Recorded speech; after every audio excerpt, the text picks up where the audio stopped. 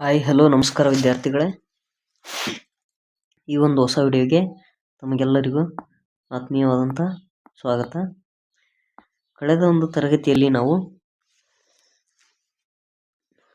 Parts of ಸ್ಪೀಚ್ಗೆ ಕುರಿತಂತೆ 8 ವಿಧಗಳ ಬಗ್ಗೆ ವಿವರವಾಗಿ ನೋಡಿದ್ವಿ, ಎಕ್ಸಾಂಪಲ್ ಸಮೇತ.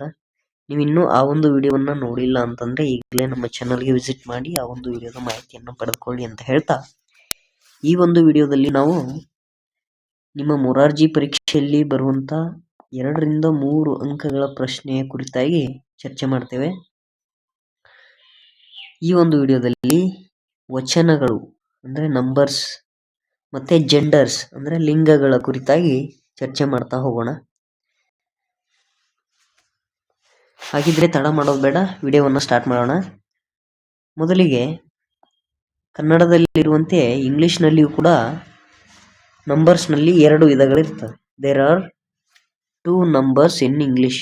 ಕನ್ನಡದಲ್ಲಿರುವಂತೆ ಇಂಗ್ಲಿಷ್ನಲ್ಲೂ ಕೂಡ ವಚನಗಳಲ್ಲಿ 2 ವಿಧಗಳು. ದೇ ಆರ್, ಅವುಗಳೆಂದರೆ singular number and the other one is plural number. ಒಂದು ಸಿಂಗ್ಯುಲರ್ ನಂಬರು, ಮತ್ತೊಂದು ಪ್ಲೂರಲ್ ನಂಬರ್. ಮೊದಲಿಗೆ ಸಿಂಗ್ಯುಲರ್ ನಂಬರ್ಗೆ ಕುರಿತಂತೆ ನಾವು ನೋಡೋದಾದರೆ, a noun which denotes one person or one thing is known as singular number. ಅಂದರೆ ನೌನ್ ಅಂದರೆ ನಾವು ಹಿಂದಿನ ತರಗತಿಯಲ್ಲಿ ನೋಡಿದ್ವಿ, ನಾಮಪದ ಅಂತ. ಒಂದು ನಾಮಪದ ಒಂದು ವ್ಯಕ್ತಿ ಅಥವಾ ಒಂದು ವಸ್ತುವಿನ ಕುರಿತಾಗಿ ಹೇಳಿದರೆ ಅಥವಾ ಡಿನೋಟ್ ಮಾಡಿದರೆ ಅದು ಸಿಂಗ್ಯುಲರ್ ನಂಬರ್ ಆಗಿರುತ್ತೆ. ನೋಡಿ, ಇಲ್ಲಿ ಎಕ್ಸಾಂಪಲ್ಸ್ ಅನ್ನ ಕೊಟ್ಟಿದ್ದಾರೆ, ನೀವು ಗಮನಿಸಬಹುದು. ಟ್ರೀ ಅನ್ನುವಂಥದ್ದು ಒಂದೇ, ಮರ ಅಂತ ಅರ್ಥ. ಅದೇ ರೀತಿ ಬಾಕ್ಸ್ ಪೆಟ್ಟಿಗೆ, ಆಕ್ಸ್ ಹೋರಿ, man pen, cow bird, book pencil, table mobile, knife ಇವೆಲ್ಲವೂ ಒಂದೊಂದೇ ಇರೋದಕ್ಕೆ ನಾವು ಈ ರೀತಿಯಾಗಿ ಪದಗಳನ್ನು ಬಳಸ್ತಾ ಹೋಗ್ತೇವೆ. ಇವೆಲ್ಲವೂ ಸಿಂಗ್ಯುಲರ್ ನಂಬರಲ್ಲಿ ಬರುತ್ತೆ, ಅಂದರೆ ಏಕವಚನ. ಕನ್ನಡದಲ್ಲಿರುವಂತೆ ಸೇಮ್ ಇಂಗ್ಲಿಷ್ನಲ್ಲಿಯೂ ಕೂಡ ಇಂಗ್ಲಿಷ್ನಲ್ಲಿ ಸಿಂಗ್ಯುಲರ್ ನಂಬರ್ ಅಂತಾರೆ, ಕನ್ನಡದಲ್ಲಿ ನಾವು ಏಕವಚನ ಅಂತ ಕರಿತೀವಿ ಅಷ್ಟೇ. ಇನ್ನು ಎರಡನೇದು ಪ್ಲೂರಲ್ ನಂಬರ್ನ ನೋಡೋದಾದ್ರೆ ಬಹುವಚನ ಅಂತ ಕರಿತೀವಿ ಕನ್ನಡದಲ್ಲಿ. A noun which denotes more than one person or one thing is known as plural number. ಅಂದ್ರೆ ಒಂದು ನಾಮಪದ ಒಂದಕ್ಕಿಂತ ಹೆಚ್ಚಿನ ವ್ಯಕ್ತಿ ಅಥವಾ ವಸ್ತುವಿನ ಕುರಿತಾಗಿ ಹೇಳಿದರೆ ಅದು ಪ್ಲೂರಲ್ ನಂಬರ್ ಅಂತ ಅನ್ಸ್ಕೊಳ್ಳುತ್ತೆ. ಎಕ್ಸಾಂಪಲ್ಸ್ ಅನ್ನ ನೋಡೋದಾದ್ರೆ ಟ್ರೀಸ್. ನೋಡಿ, ಟ್ರೀ ಅಂದ್ರೆ ಮರ ಒಂದೇ, ಟ್ರೀಸ್ ಅಂತಂದ್ರೆ ಮರಗಳು. Box, boxes. ಬಾಕ್ಸ್ ಅಂದ್ರೆ ಒಂದೇ ಒಂದು ಪೆಟ್ಟಿಗೆಗೆ ಬಾಕ್ಸ್ ಅಂತೀವಿ. ಬಾಕ್ಸಸ್ ಅಂದ್ರೆ ಪೆಟ್ಟಿಗೆಗಳು. Oxen, men, pens, cows, birds, books, pencils, tables, mobiles, knives etcetera ಇವೆಲ್ಲವೂ ಕೂಡ ಪ್ಲೂರಲ್ ನಂಬರ್ಸ್ಗೆ ಉದಾಹರಣೆ ಆಗಿರುತ್ತೆ. ಈಗ ನಾವು ಪ್ಲೂರಲ್ ನಂಬರ್ಸ್ನ ಅದರಲ್ಲಿ ಬೇರೆ ಬೇರೆ ರೀತಿಯಾದಂತಹ, ಈ ಕನ್ನಡದಲ್ಲಿ ಆದ್ರೆ ಗಳು, ಅಕ್ಕಂದಿರು. ಈಗ ಅಕ್ಕ ಇದ್ರೆ ಅಕ್ಕಂದಿರು ಅಂತೀವಿ, ಮಗು ಇದ್ರೆ ಮಕ್ಕಳು ಅಂತೀವಿ. ಅದೇ ರೀತಿಯಾಗಿ ಇಂಗ್ಲಿಷ್ನಲ್ಲೂ ಕೂಡ ಅವರು ಸಿಂಗ್ಯುಲರ್ ಕೊಟ್ಟು ಪ್ಲೂರಲ್ಸ್ ಅನ್ನ ಕೇಳ್ಬೋದು, ಅಥವಾ ಪ್ಲೂರಲ್ಸ್ ಕೊಟ್ಟು ಸಿಂಗ್ಯುಲರ್ ಕೇಳ್ಬೋದು. ಈಗ ನಾವು ಸಿಂಗ್ಯುಲರ್ ಮತ್ತು ಪ್ಲೂರಲ್ಗೆ ಸಂಬಂಧಪಟ್ಟಂತೆ ಕೆಲವೊಂದಷ್ಟು ಪ್ಲೂರಲ್ಸ್ ಅನ್ನ ಹೇಗೆ ಬರೆಯೋದು, ಅದರಲ್ಲೇ ಬೇರೆ ಬೇರೆ ವಿಧ ಇದೆ. ಅಂದ್ರೆ ಕೊನೆಯ ಒಂದು ಅಕ್ಷರಕ್ಕೆ ಸಂಬಂಧಪಟ್ಟಂತೆ ನಾವು ಬೇರೆ ಬೇರೆ ರೀತಿಯ ಕೆಲವೊಂದಷ್ಟು ಪದಕ್ಕೆ ಎಸ್ ಅನ್ನ ಮಾತ್ರ ಸೇರಿಸಿದ್ರೆ ಪ್ಲೂರಲ್ಸ್ ಆಗ್ತವೆ, ಇನ್ನು ಕೆಲವೊಂದಷ್ಟು ಇ ಎಸ್ ಅನ್ನ ಸೇರಿಸಿದ್ರೆ ಆಗ್ತವೆ, ಮತ್ತೆ ಕೆಲವಷ್ಟು ವಿ ಎಸ್ ಅನ್ನ ಸೇರಿಸಿದ್ರೆ ಆಗ್ತವೆ. ಅದೇ ಈ ರೀತಿಯಾಗಿ ಬೇರೆ ಬೇರೆ ಫಾರ್ಮ್ಗಳು ಇದಾವೆ. ಅವುಗಳು ಯಾವ್ಯಾವು ಅಂದ್ರೆ ಪ್ಲೂರಲ್ಸ್ ಆಗ್ಬೇಕಾದ್ರೆ ಏನನ್ನ ಆಡ್ ಮಾಡಬೇಕು ಕೊನೆಗೆ ಅನ್ನೋದನ್ನ ತಿಳಿದುಕೊಳ್ತಾ ಹೋಗೋಣ. ನೋಡಿ, ಮೊದಲಿಗೆ most nouns form their plurals by adding s to the singular. ಅಂದ್ರೆ ಬಹಳಷ್ಟು ನಾಮಪದಗಳು ಏನಾಗ್ತವೆ, ಕೇವಲ ಅವುಗಳ ಕೊನೆಗೆ ಎಸ್ ಆಡ್ ಮಾಡೋದ್ರಿಂದ ಪ್ಲೂರಲ್ಸ್ ಆಗ್ತವೆ, ಬಹುವಚನ ಆಗ್ತವೆ. ಅವು ಯಾವ್ಯಾವು? ಮೊದಲನೇದಾಗಿ ನೋಡಿ, ಫ್ರೆಂಡ್ ಅಂತ ಇದೆ. ಫ್ರೆಂಡ್ಸ್, ಸ್ನೇಹಿತ ಸ್ನೇಹಿತರು, ಫೇಸ್ ಫೇಸಸ್, ಬುಕ್ ಬುಕ್ಸ್ ಎಲ್ಲವಕ್ಕೂ ನೋಡಿ ಎಸ್ ಮಾತ್ರ ಆ್ಯಡ್ ಮಾಡ್ತಾ ಬಂದಿದ್ದಾರೆ. ಇವು ಸಿಂಗ್ಯುಲರ್ಸು. ಈ ಕಡೆ ಎರಡನೇ ಟೇಬಲಲ್ಲಿ ಇರುವಂಥದ್ದು ಪ್ಲೂರಲ್ಲು.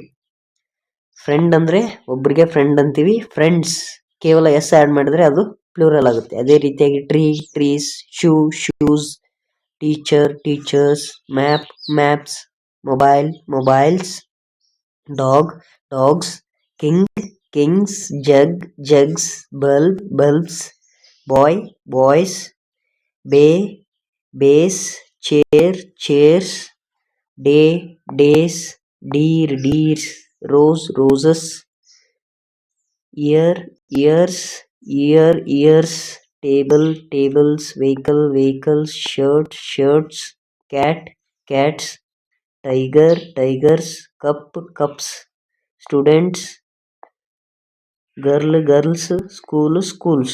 ಈ ರೀತಿಯಾಗಿ ಕೇವಲ ಎಸ್ ಆ್ಯಡ್ ಮಾಡೋದ್ರಿಂದ ನಾವು ಪ್ಲೂರಲ್ ಫಾರ್ಮ್ಗಳನ್ನು ಪಡಿಬೋದಾಗಿರುತ್ತೆ.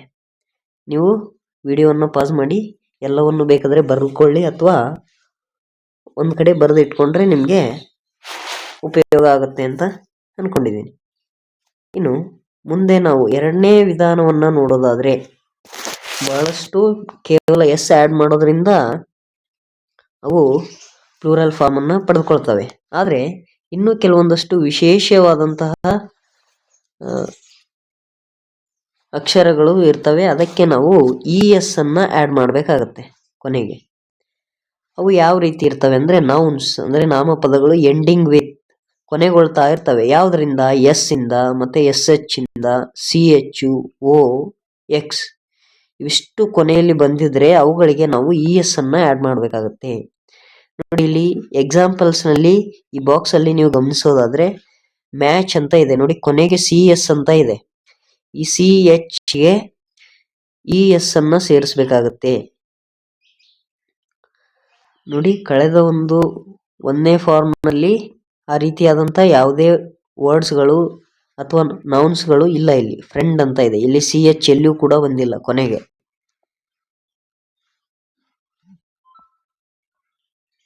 ಕೊನೆಗೆ ಎಸ್, ಸಿ ಎಚ್, ಓ ಮತ್ತೆ ಎಕ್ಸ್ ಇದ್ರೆ ಅವುಗಳಿಗೆ ಇ ಎಸ್ ಅನ್ನ ಆ್ಯಡ್ ಮಾಡಬೇಕು. Match matches, branch branches, catch catches. ನೋಡಿ, ಕೊನೆಗೆ ಬಾಕ್ಸ್ ಅಂತ ಇದೆ, ಎಕ್ಸ್ ಬಂದಿದೆ, ಅಲ್ಲಿ ಕೂಡ ಇ ಎಸ್ ಅನ್ನ ಸೇರಿಸಬೇಕು. ಬಾಕ್ಸಸ್ ಕೊನೆಗೆ ಎಕ್ಸ್ ಬಂದ್ರೆ ಇ ಎಸ್ ಅನ್ನ ಸೇರಿಸಬೇಕು. ಅದೇ ರೀತಿ ಕೊನೆಗೆ ಓ ಬಂತು ಅಂದ್ರೆ ನೋಡಿ, ಇ ಎಸ್ ಅನ್ನ ಸೇರಿಸಬೇಕು. ಓ ಬಂದ್ರು ಕೂಡ echo echoes, tomato tomatoes, potato potatoes, hero heroes, watch watches, mango mangoes, brush brushes, bush bushes, glass glasses, cross crosses, bus buses. ನೋಡಿ, ಇಲ್ಲಿ ಕೊನೆಗೆ ಎಸ್ ಇದೆ, ಅದಕ್ಕೆ ಇ ಎಸ್ ಅನ್ನ ಸೇರಿಸಿದ್ದಾರೆ. ಅರ್ಥ ಆಗಿದೆ ಅಂತ ಅನ್ಕೊಂಡಿದ್ದೀನಿ. ನೀವು ಒಂದು 3-4 ಫಾರ್ಮ್ ಅನ್ನ ನೆನಪಿಟ್ಕೊಂಡ್ರೆ ಉಳಿದಿದ್ದೆಲ್ಲ ಈಸಿಯಾಗಿ ಕಂಡುಹಿಡಿಬಹುದು. ಮೊದಲನೇದಾಗಿ ಇದನ್ನ ನೆನಪಿಟ್ಕೊಳ್ಳಿ, ಎರಡನೇದು very important.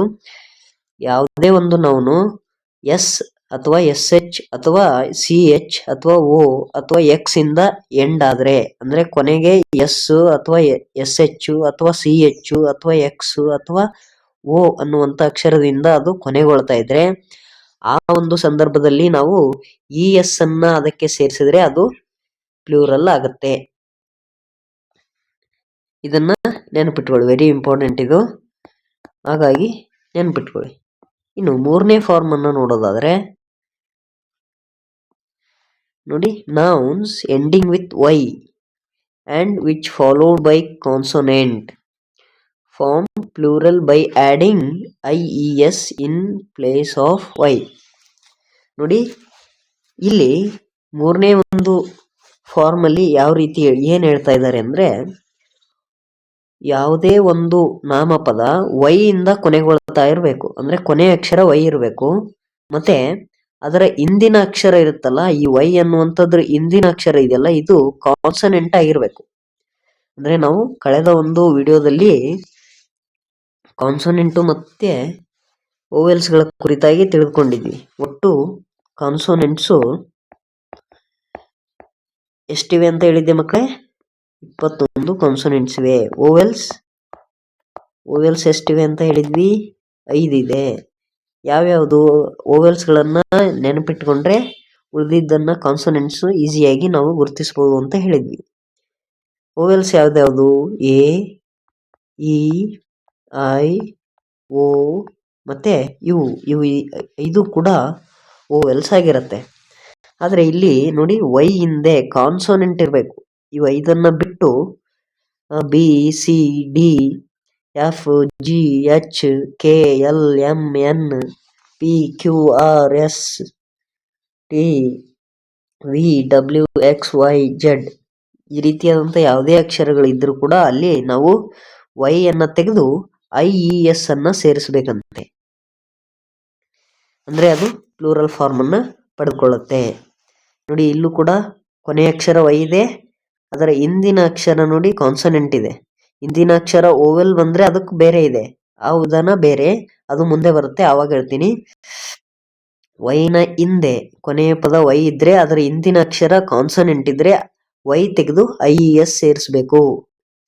City, cities, copy, copies, army, armies, authority, authorities, fly, flies, lily, lilies, baby, babies, body, bodies, duty, duties, country, countries, cry, cries, community, communities. ಇದು 3ನೇ ಫಾರ್ಮು. ಅರ್ಥ ಆಯ್ತು ಅನ್ಕೊಂಡಿದ್ದೀನಿ. ನೋಡಿ, ನೀವು ಮೊದಲನೇ ಫಾರ್ಮ್ ಅನ್ನ ಬಿಟ್ಟು 2 ಮತ್ತು 3 ಇವೆರಡನ್ನ ನೆನ್ಪಿಟ್ಕೊಂಡ್ರೆ ಮೊದಲನೇ ಫಾರ್ಮು ಅಥವಾ ಉಳಿದಿದ್ದೆಲ್ಲವನ್ನು ಸುಲಭವಾಗಿ ಗುರುತಿಸಬಹುದು. ಕೊನೆಗೆ SH, CH, O ಮತ್ತೆ X ಬಂದಿದ್ರೆ ಅಲ್ಲಿ ES ಅನ್ನ ಸೇರಿಸ್ಬೇಕು. ಅದೇ ರೀತಿಯಾಗಿ ಕೊನೆಗೆ ವೈ ಇದ್ದು ಅದರ ಹಿಂದಿನ ಅಕ್ಷರ ಇರುತ್ತಲ್ಲ ಅದು ಕಾನ್ಸನೆಂಟ್ ಇರಬೇಕು. ಡಿ, ಸಿ ಅಥವಾ ಎಂ ಅಥವಾ ಎನ್ ಈ ರೀತಿಯಾಗಿ ಹಿಂದಿನ ಅಕ್ಷರ ಕಾನ್ಸನೆಂಟ್ ಇದ್ರೆ ಅಲ್ಲಿ ಈ ವೈ ಅನ್ನ ತೆಗೆದು ನಾವು IES ಅನ್ನ ಸೇರಿಸಬೇಕಾಗತ್ತೆ. ಇವೆರಡನ್ನ ನೆನಪಿಟ್ಕೊಳ್ಳಿ. ನಂತರ 4ನೇ ಫಾರ್ಮ್ ಅನ್ನ ನೋಡಿ. Nouns ending with y. ಇಲ್ಲಿಯೂ ಕೂಡ ನೌನ್ಸ್ಗಳು ವೈ ಇಂದ ಎಂಡ್ ಆಗ್ತಿರ್ತವೆ.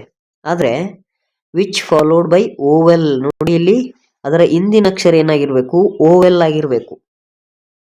AEIOU ಅಂತ ಹೇಳಿದೆ ಓವೆಲ್ ಅಂತಂದ್ರೆ.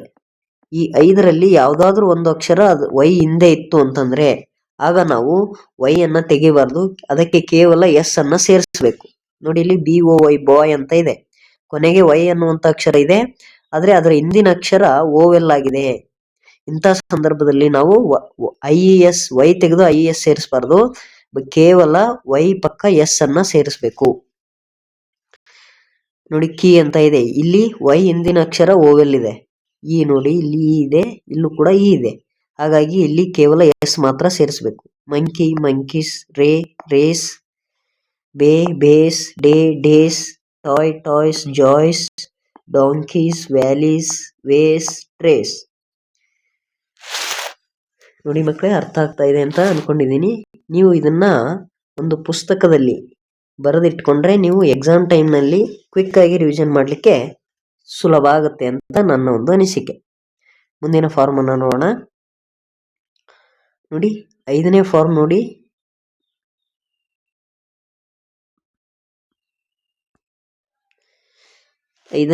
ನೋಡಿ.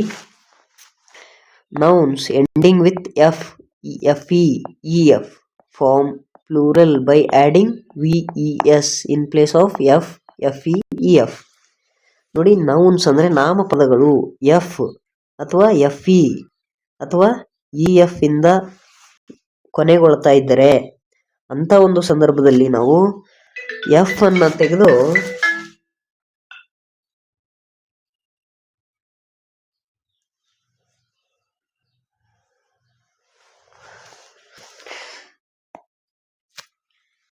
ಕೊನೆಗೆ F ಮತ್ತು FE ಇದ್ರೆ ಆ ಒಂದು ನೌನ್ಸ್ಗೆ ನಾವು VES ಅನ್ನ ಆ್ಯಡ್ ಮಾಡಬೇಕಾಗತ್ತೆ. ನೋಡಿ, ಇಲ್ಲಿ ಥೀಫ್ ಅಂತ ಇದೆ, ಥೀವ್ಸ್ ಆಗುತ್ತೆ. Wife, wifes, wolf, wolves, life, lives, belief, believes,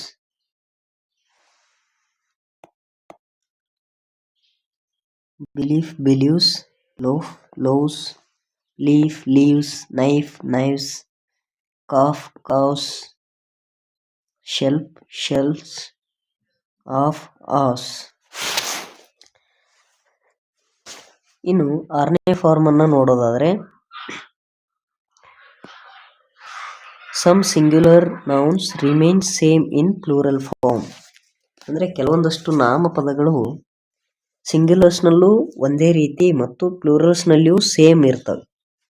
ಅದಕ್ಕೆ ಉದಾಹರಣೆಯನ್ನ ನಾವು ನೋಡೋದಾದ್ರೆ ಮಿಲ್ಕ್ ಅಂದ್ರೆ ಹಾಲು, ಹಾಲಕ್ಕೆ ಹಾಲು ಅಂತ ಮಾತ್ರ ಅಂತೀವಿ. ಈಗ ಹಾಲಿಗೆ ಹಾಲುಗಳು ಅಂತ ಬರಲ್ಲ. ಮಿಲ್ಕ್ ಮಿಲ್ಕೆ ಇರುತ್ತೆ, ಅರ್ತ್ ಅರ್ಥ ಇರುತ್ತೆ, ಮೂನ್ ಮತ್ತೆ ವಾಟರ್, ಸನ್, ಸ್ಕೈ ಇವಿಷ್ಟು ಬದಲಾಗದೇ ಇರುವಂತಹ ನೌನ್ಸ್ಗಳು. ಸಿಂಗ್ಯುಲರ್ ಅಲ್ಲೂ ಅದೇ ಇರುತ್ತೆ, ಪ್ಲೂರಲ್ ಅಲ್ಲೂ ಅದೇ ಬಳಕೆ ಆಗುತ್ತೆ. ಇನ್ನು ಕೆಳಗಡೆ ನೋಡಿ, ಸಮ್ ಎಕ್ಸಾಂಪಲ್ಸ್ ಫಾರ್ ನಂಬರ್ಸ್ ಅಂದ್ರೆ ಇನ್ನು ಕೆಲವೊಂದಷ್ಟು ಉದಾಹರಣೆಗಳನ್ನ ಕೆಳಗಡೆ ಕೊಟ್ಟಿದ್ದಾರೆ. Child, children. ಚೈಲ್ಡ್ ಅಂದ್ರೆ ಮಗು, ಸಿಂಗ್ಯುಲರ್ ನೌನ್ ಅಲ್ಲಿ ಚೈಲ್ಡ್ ಅಂತ ಇರುತ್ತೆ, ಪ್ಲೂರಲ್ ಅಲ್ಲಿ ಚಿಲ್ಡ್ರನ್ ಅಂತ ಆಗತ್ತೆ. ಆದ್ರೆ ನಾವು ಚಿಲ್ಡ್ರನ್ಗೆ ಚಿಲ್ಡ್ರನ್ಸ್ ಬರುತ್ತೆ ಅಂತ ತಪ್ಪಾಗಿ ತಿಳಿದುಕೊಂಡಿರ್ತೀವಿ, ಅದು ತಪ್ಪು. ಚಿಲ್ಡ್ರನ್ ಅನ್ನೋದೇ ಒಂದು ಪ್ಲೂರಲ್, ಸಿಂಗ್ಯುಲರ್ ಚೈಲ್ಡ್ ಆಗುತ್ತೆ. ಇನ್ನು foot, feet, tooth, teeth. Teeth ಅಂದ್ರೆ ಅಲ್ಲಲ್ಲ, ಟೀತ್ ಅಂದ್ರೆ ಹಲ್ಲುಗಳು, ಪ್ಲೂರಲ್ ಫಾರ್ಮ್ ಅದು. ಅದರ ಸಿಂಗ್ಯುಲರ್ ಫಾರ್ಮು ಟೂತ್ ಆಗುತ್ತೆ. Man, men, ox, oxen, mouse, mice, proof, proofs, women, women. ಇದಿಷ್ಟು ನಂಬರ್ಸ್ಗೆ ಕುರಿತಂತೆ, ವಚನಗಳಿಗೆ ಕುರಿತಂತೆ ಮಾಹಿತಿ. ಇನ್ನು ಅದಕ್ಕೆ ಕುರಿತಂತೆ ಕೆಲವೊಂದಷ್ಟು ಎಕ್ಸಾಂಪಲ್ಸ್ಗಳನ್ನ, ಪ್ರಶ್ನೆಗಳನ್ನ ನೋಡ್ತಾ ಹೋಗೋಣ. ಮೊದಲೇ ನೋಡಿ, each question has 4 answers, choose correct answer. Watch plural form of the underline word. ಅಂದ್ರೆ ಇದರದ್ದು ವಾಚ್ ಅನ್ನುವಂಥ ಪದದ ಪ್ಲೂರಲ್ ಫಾರ್ಮ್ ಅನ್ನ ಕೇಳಿದ್ದಾರೆ. ನೋಡಿ, ಕೊನೆಗೆ CH ಇದೆ ಅಂದ್ರೆ ನಾವು ಎರಡನೇ ಒಂದು ಫಾರ್ಮ್ ಅನ್ನ ನೆನ್ಪು ಮಾಡ್ಕೊಳ್ಬೇಕು. ಎಸ್, ಎಕ್ಸ್, ಓ, CH, SH ಇವಿಷ್ಟು ಇದ್ರೆ ಏನ್ ಮಾಡ್ಬೇಕು, ES ಅನ್ನ ಸೇರಿಸಬೇಕು ಅಂತ ಇತ್ತು. ಈಗ ES ಅನ್ನ ಇರೋದು ಯಾವ್ದಿದೆ ನೋಡಿ, ಇಲ್ಲಿ ವಾಚ್ ಅಂತಾನೆ ಕೊಟ್ಟಿದ್ದಾರೆ, ಇದು ತಪ್ಪು. ವಾಚ್ ಅಂತ ಕೊಟ್ಟಿದ್ದಾರೆ, ಇದು ತಪ್ಪು. ES ಬರ್ಬೇಕಾಗಿತ್ತು, ಇಲ್ಲಿ ES ಆಡ್ ಆಗಿದೆ. ಆದ್ರೆ ಇದ್ರಲ್ಲಿ ನೋಡಿ, ಕೊನೆಯದ್ರಲ್ಲಿ SE ಅಂತ ಇದೆ. SE ತಪ್ಪಾಗುತ್ತೆ. ಸರಿಯಾಗಿರುವಂತದ್ದು ಆಪ್ಷನ್ ಸಿ ಸರಿಯಾಗಿರುವಂತ ಉತ್ತರ. Grandmother told story. ಇಲ್ಲಿ plural form of the underlined word ಅಂದ್ರೆ ಕೆಳಗೆ ಗೆರೆ ಎಳೆದಿರುವಂತ ಪದದ ಪ್ಲೂರಲ್ ಫಾರ್ಮ್ ಅನ್ನ ಕೇಳ್ತಾ ಇದ್ದಾರೆ. ನೋಡಿ, ವೈ, ಕೊನೆಗೆ ವೈ ಅನ್ನುವಂತ ಅಕ್ಷರ ಬಂದಿದೆ. ಕೊನೆಗೆ ವೈ ಅನ್ನುವಂತ ಅಕ್ಷರ ಬಂದ್ರೆ ನಾವು ಅದರ ಹಿಂದಿನ ಅಕ್ಷರ ಕಾನ್ಸೋನೆಂಟ್ ಅಥವಾ ಓವೆಲ್ಸ ಅಂತ ನೋಡ್ಬೇಕಾಗುತ್ತೆ. ವೈನ ಹಿಂದಿನ ಅಕ್ಷರ ಕಾನ್ಸೋನೆಂಟ್ ಇದ್ರೆ ವೈ ಅನ್ನ ತೆಗೆದು ಏನನ್ನ ಆಡ್ ಮಾಡಬೇಕು, IES ಅನ್ನ ಆಡ್ ಮಾಡಬೇಕು. ಅದೇ ವೈನ ಹಿಂದಿನ ಅಕ್ಷರ ಓವೆಲ್ ಆಗಿದ್ರೆ ಕೇವಲ ಎಸ್ ಮಾತ್ರ ಅದಕ್ಕೆ ಸೇರಿಸಬೇಕಾಗತ್ತೆ. ಈಗ ಸ್ಟೋರಿ, ಇಲ್ಲೂ ಕೂಡ ಸ್ಟೋರಿ ಅಂತ ಇದೆ, ಇದು ತಪ್ಪು. ನೋಡಿ, ಇಲ್ಲಿ ವೈ ತೆಗೆದು IES ಅನ್ನ ಆಡ್ ಮಾಡಿದ್ದಾರೆ, ಹಾಗಾಗಿ ಸರಿಯಾಗಿರುವಂತ ಉತ್ತರ ಇದು. ಇಲ್ಲಿ ಸ್ಟೋರೀಸ್ ಅಂತ ಇದೆ, ಬಟ್ ವೈ ತೆಗೆದಿಲ್ಲ, ಕೇವಲ ಎಸ್ ಮಾತ್ರ ಆಡ್ ಮಾಡಿದ್ದಾರೆ. ಇದು ಯಾಕೆ ತಪ್ಪಾಗುತ್ತೆ ಅಂದ್ರೆ ವೈನ ಹಿಂದಿನ ಅಕ್ಷರ ಅದು ಕಾನ್ಸೋನೆಂಟ್ ಆಗಿರೋದ್ರಿಂದ ವೈ ಅನ್ನು ತೆಗೆದು IES ಆಡ್ ಮಾಡಬೇಕಾಗುತ್ತೆ. ಅದೇ ವೈನ ಹಿಂದಿನ ಅಕ್ಷರ AEIOU ಇವು 5 ಅಕ್ಷರ ಏನಾದ್ರೂ ವೈನ ಹಿಂದೆ ಇದ್ರೆ, 5ರಲ್ಲಿ ಒಂದು ಅಕ್ಷರ ಇದ್ರೆ ನಾವು ಅಂತ ಸಂದರ್ಭದಲ್ಲಿ ಕೇವಲ ಎಸ್ ಅನ್ನ ಮಾತ್ರ ಅದಕ್ಕೆ ಆಡ್ ಮಾಡಬೇಕಾಗತ್ತೆ. ಹಾಗಾಗಿ ಇದು ಕೂಡ ತಪ್ಪು. ಇಲ್ಲಿ ಸ್ಟೋರೀಸ್, ಇದರಲ್ಲಿ ನಿಮ್ಗೆ ಬಹಳ ಕನ್ಫ್ಯೂಷನ್ ಆಗುತ್ತೆ. ನೋಡಿ, IES ಬರೋ ಬದಲಿ ಇಲ್ಲಿ EIS ಅಂತ ಕೊಟ್ಟಿದ್ದಾರೆ. ಹಾಗಾಗಿ ನಾವು ಸರಿಯಾಗಿ ನೆನ್ಪಿಟ್ಕೊಂಡಿರ್ಬೇಕು, EIS ಬರೋದಲ್ಲ, IES ಅಂತ. ಹಾಗಾಗಿ ಇದು ಕೂಡ ತಪ್ಪು. ಇನ್ನು ಮೂರನೇ ಒಂದು ಪ್ರಶ್ನೆಯನ್ನ ನೋಡೋದಾದ್ರೆ, Praneeth eats mango, plural form of the underline word. ಇಲ್ಲಿ ಮ್ಯಾಂಗೋದು ಪ್ಲೂರಲ್ ಫಾರ್ಮ್ ಕೇಳಿದ್ದಾರೆ. ಕೊನೆಗೆ ಓ ಬಂತಂದ್ರೆ ಏನ್ ಸೇರಿಸ್ಬೇಕು ಅಂತ ಹೇಳಿದ್ವಿ, ES ಅನ್ನ ಸೇರಿಸಬೇಕು ಅಂತ ಹೇಳಿದ್ವಿ. ಈಗ ES ಇರೋದು ಯಾವ್ದಿದೆ ನೋಡಿ, ಮ್ಯಾಂಗೋಸ್ ಕರೆಕ್ಟ್ ಇದೆ, ಇದೇ ಸರಿಯಾಗಿರುವಂತ ಉತ್ತರ. ಇಲ್ಲಿ ಓ ಪಕ್ಕ ಬರೀ ಎಸ್ ಅನ್ನ ಆಡ್ ಮಾಡಿದ್ದಾರೆ, ಇದು ತಪ್ಪು. ಇಲ್ಲಿ ಓ ಪಕ್ಕ SE ಅನ್ನ ಆಡ್ ಮಾಡಿದ್ದಾರೆ, ಇದು ತಪ್ಪಾಗುತ್ತೆ. ಮ್ಯಾಂಗೋ ಹಾಗೆ ಇರಲ್ಲ, ಅದು ಬದಲಾಗುತ್ತೆ. ಇನ್ನು 4ನೇ ಉದಾಹರಣೆಯನ್ನ ನೋಡೋದಾದ್ರೆ, Navida wants chocolate. Plural form of the underlined word is. ನೋಡಿ, ಚಾಕೊಲೇಟ್ ಅಂತ ಒಂದು ವರ್ಡ್ದು ಪ್ಲೂರಲ್ ಫಾರ್ಮ್ ಅನ್ನ ಕೇಳಿದ್ದಾರೆ. ಸೇಮ್ ಚಾಕೊಲೇಟ್ ಅಂತ ಇದೆ, ಇದು ತಪ್ಪು. ಇಲ್ಲಿ ಕೊನೆಗೆ ವೈ ಬಂದಿಲ್ಲ, ಎಫ್ ಬಂದಿಲ್ಲ, ಎಸ್ ಬಂದಿಲ್ಲ, ಸಿ ಎಚ್ ಬಂದಿಲ್ಲ, ಎಸ್ ಎಚ್ ಬಂದಿಲ್ಲ, ಯಾವುದು ಬಂದಿಲ್ಲ, ಕೇವಲ ಇ ಮಾತ್ರ ಇದೆ. ಇಂಥ ಸಂದರ್ಭದಲ್ಲಿ ನಾನು ಏನಂತ ಹೇಳಿದ್ದೆ, ಕೇವಲ ಅವಷ್ಟನ್ನು ಮಾತ್ರ ನಾವು ನೆನ್ಪಿಟ್ಕೊಳ್ಬೇಕು. ಕೊನೆಗೆ S, S H, C H, O, X ಅಥವಾ ವೈ ಅಥವಾ ಎಫ್, ಈ ರೀತಿ ಇದ್ರೆ ಮಾತ್ರ ನಾವು ಅಲ್ಲಿ ಚೇಂಜ್ ಮಾಡ್ಬೇಕಾಗತ್ತೆ. ಅವು ಯಾವುದು ಕೊನೆಗೆ ಬಂದಿರಲಿಲ್ಲ ಅಂತಂದ್ರೆ ಉಳಿದಂತ ಎಲ್ಲಾ ಒಂದು ನೌನ್ಸು ಕೂಡ ಕೇವಲ ಎಸ್ ಅನ್ನ ಆಡ್ ಮಾಡಿದ್ರೆ ಅವೆಲ್ಲವೂ ಪ್ಲೂರಲ್ ಫಾರ್ಮ್ಸ್ ಆಗ್ತವೆ ಅಂತ ಹೇಳಿತ್ತು. ಇಲ್ಲಿ ಚಾಕೊಲೇಟ್ಸ್ ಅಂತ ಇದೆ, ಈ ಬಂದಿಲ್ಲ, ಹಾಗಾಗಿ ಇದು ತಪ್ಪಾಗುತ್ತೆ. ಇನ್ನು ಇಲ್ಲಿ 2 ಎಸ್, ಡಬಲ್ ಎಸ್ ಬಂದಿದೆ, ಹಾಗಾಗಿ ಇದು ತಪ್ಪು. ಸರಿಯಾಗಿರುವಂತ ಉತ್ತರ ಆಪ್ಷನ್ ಡಿ ಅನ್ನುವಂಥದ್ದು ಸರಿಯಾಗಿರುತ್ತೆ. ಇನ್ನು ಕಮ್ಯುನಿಟಿ ನೋಡಿ, ಕೊನೆಗೆ ವೈ ಬಂದಿದೆ. ಇಲ್ಲಿ ವೈ ಅದರ ಹಿಂದಿನ ಅಕ್ಷರ ಕಾನ್ಸೋನೆಂಟ್ ಇರೋದ್ರಿಂದ ವೈ ಅನ್ನು ತೆಗೆದು IES ಅನ್ನ ನಾವು ಆಡ್ ಮಾಡಬೇಕಾಗತ್ತೆ. ಸರಿಯಾಗಿರುವಂತ ಉತ್ತರ ಆಪ್ಷನ್ ಬಿ ನಲ್ಲಿದೆ. ಉಳಿದಿದ್ದೆಲ್ಲವೂ ತಪ್ಪಾಗುತ್ತೆ.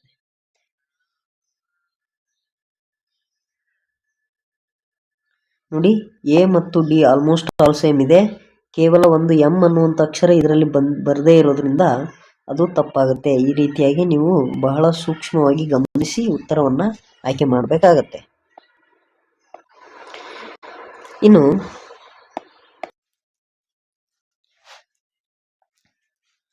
ಜೆಂಡರ್ಸ್ಗಳಿಗೆ ಕುರಿತಂತೆ, ಲಿಂಗಗಳಿಗೆ ಸಂಬಂಧಪಟ್ಟಂತೆ ನೋಡ್ತಾ ಹೋಗೋಣ. Genders are classified into 4 types. ಲಿಂಗಗಳಲ್ಲಿ ಒಟ್ಟು 4 ವಿಧಗಳಾಗಿ ವಿಂಗಡಿಸಿರ್ತಾರೆ. ಮೊದಲನೇದು ಮಸ್ಕ್ಯುಲಿನ್ ಜೆಂಡರ್ ಅಂದ್ರೆ ಪುಲ್ಲಿಂಗ.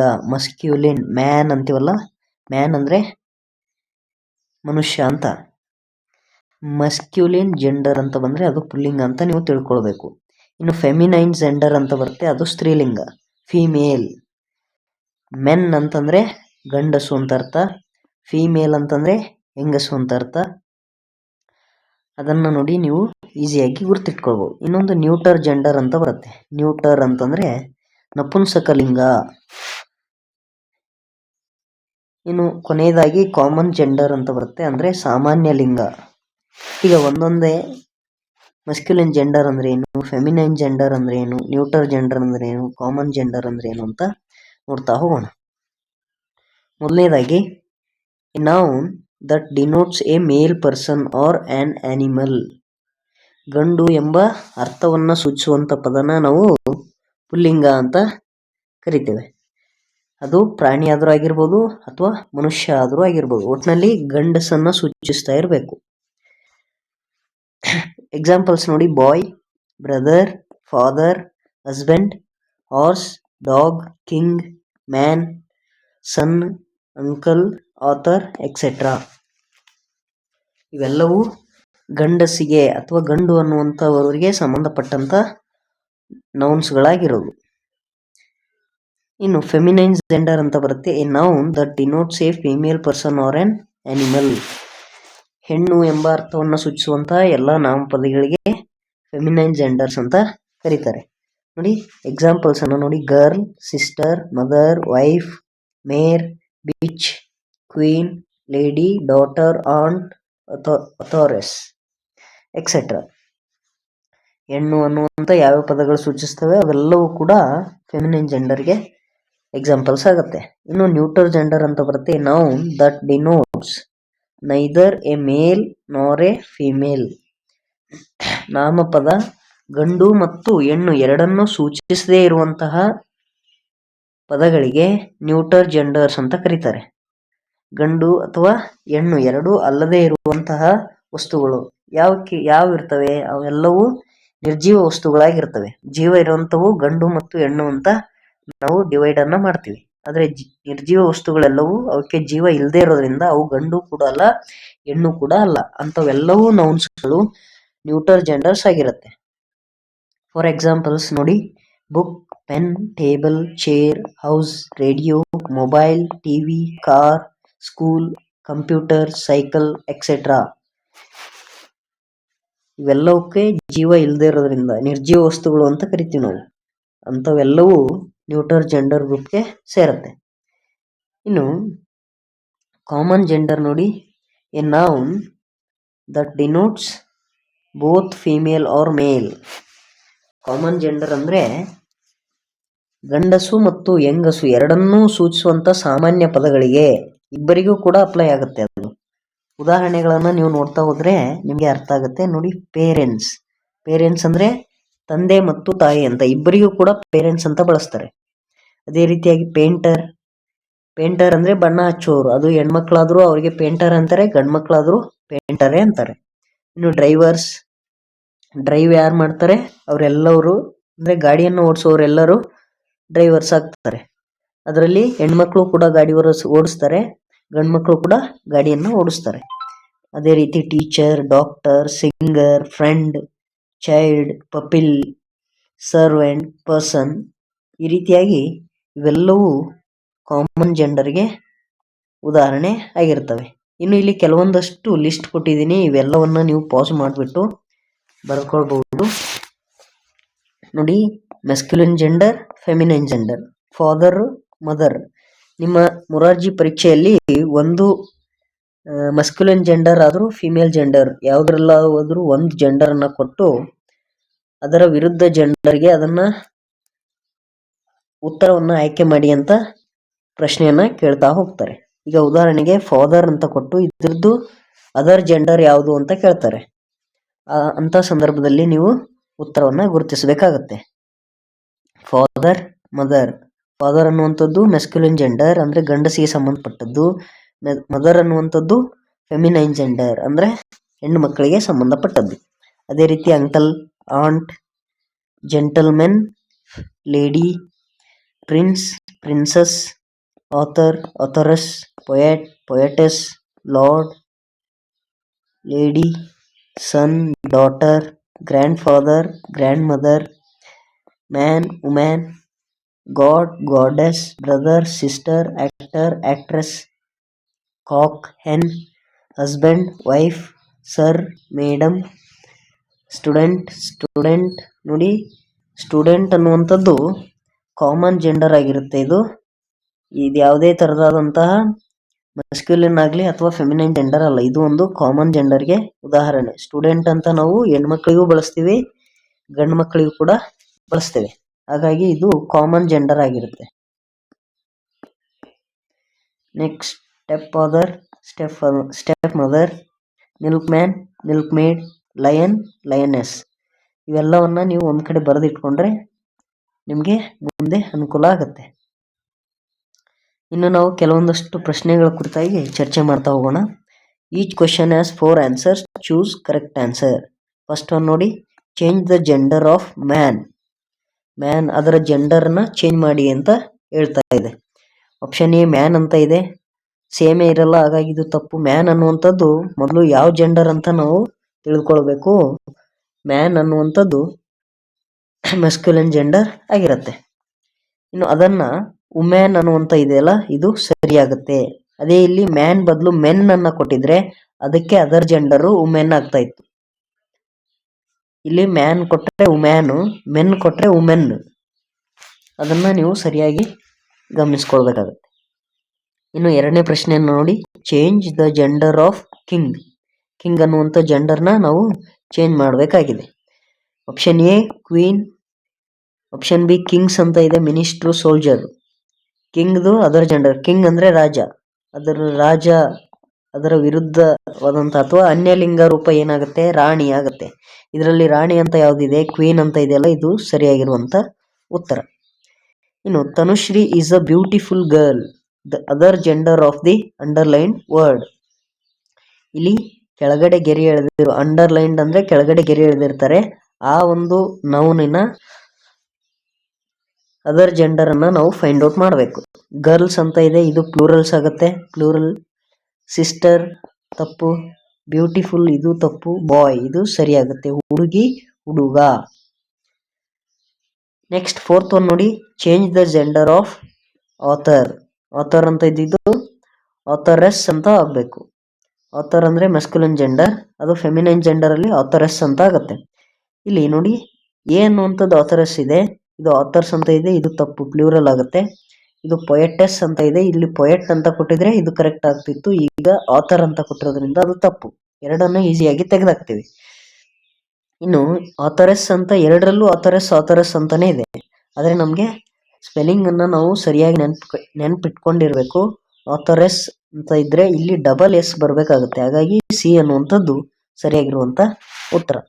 ಇನ್ನು ಐದನೇದನ್ನ ನೋಡೋದಾದ್ರೆ, my uncle came to our house, other gender of underline word is ಅಂತ ಇದೆ. ಅಂಕಲ್ ಅನ್ನುವಂಥದ್ದು ಅದರ್ ಜೆಂಡರ್, ಅಂಕಲ್ಸ್ ಇದು ಪ್ಲೂರಲ್ ಫಾರ್ಮ್ ಆಯಿತು, ಹಾಗಾಗಿ ಇದು ರಾಂಗು. ಆಂಟ್, ಆಂಟಿ, ಆಂಟ್, ಈಗ ಇದರಲ್ಲಿ ಆಂಟ್ ಅನ್ನುವಂಥ ಸ್ಪೆಲ್ಲಿಂಗ್ನ ನಾವು ನಮ್ಗೆ ಗೊತ್ತಿದ್ರೆ ಈ ಒಂದು ಪ್ರಶ್ನೆಗೆ ಉತ್ತರವನ್ನು ನಾವು ಮಾಡ್ಬೋದಾಗಿರುತ್ತೆ. ಹಾಗಾಗಿ ಇಲ್ಲಿ ಆಂಟ್ ಅನ್ನುವಂಥದ್ದು ಆಪ್ಷನ್ ಡಿ ಅಂತ ಇದೆಯಲ್ಲ, ಅದು ಸರಿಯಾಗಿರುವಂಥ ಸ್ಪೆಲ್ಲಿಂಗ್ ಆಗಿರುತ್ತೆ. ಇನ್ನು 6th ಒನ್ ನೋಡಿ, tiger is our national animal, other gender of underline word ಅಂತ ಇದೆ.